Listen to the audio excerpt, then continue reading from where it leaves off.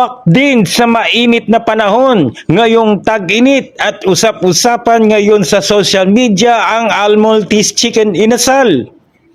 Ang kainan na dinarayo ng mga pamilya at barkada dahil sa katakam-takam na lasa ng kanilang sariling timpla ng chicken inasal at bulalo. Maraming nagsasabi ang kakaiba, ang timplang malasa, malambot at lutong bahay ang dating swak sa bawat kagat. Ramdamang sarap na hindi tinipid sa sangkap. Bukod pa rito, patok din sa mga suki ang unlimited rice, unlimited bulalo soup, kaya sulit na sulit ang bawat kain.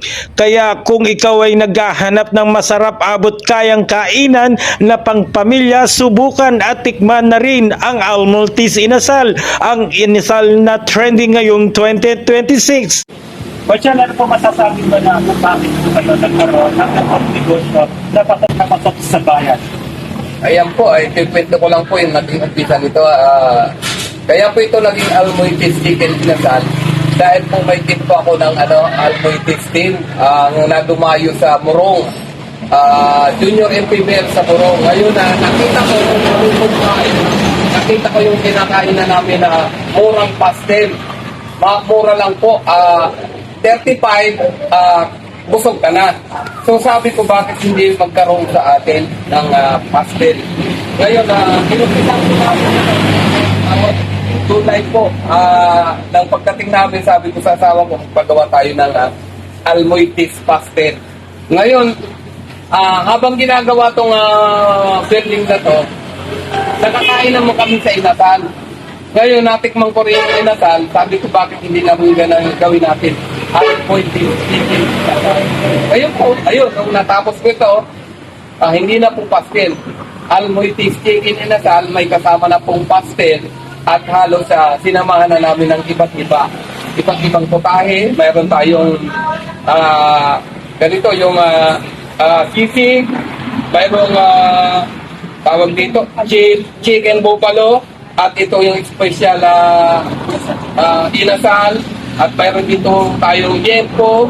Ayan po, hindi po nawawala yung pastel, chicken pastel, at hinaluan na rin po namin ng bulalo, at mayroon po siyang kalderitang baka at adobong baka.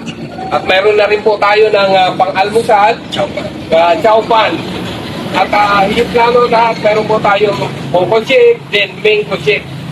At mayroon din po tayong pangbilao, pansit malabon, at ito pong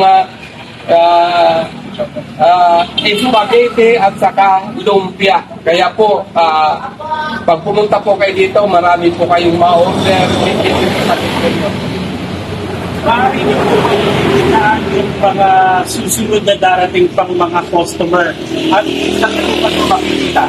Ayan po, inimbitan ko po, lalo na po yung aking mga kabarangay na hindi alam. Ako po kasi hindi ko pinapaalam na meron po akong Almoltis Chicken Inasal. Nagla-live po ako pero hindi ko po naimbita sila. Kaya inimbitan ko po yung mga taga Mountain View at sa ibang lugar, lalo na mga taga Maribeles, Alasaten.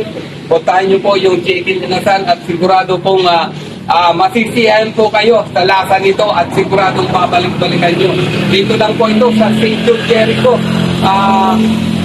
St. Jude Jericho, Ever Estate, Mountain View, Maribeles, Bataan. Promise po, hindi po kayo magsisisi sa lasa nito, lalo na po yung chicken inasal. Para din po kayo kumain sa inasal at mas masarap yung namin. Yun lang po ang may pagmamalaki. Masarap po talaga yung soup namin, yung almond soup. At yan ang balita mula rito sa Bataan. Ito si Ryan George nag-uulat para sa D Broadcaster ng DWBL.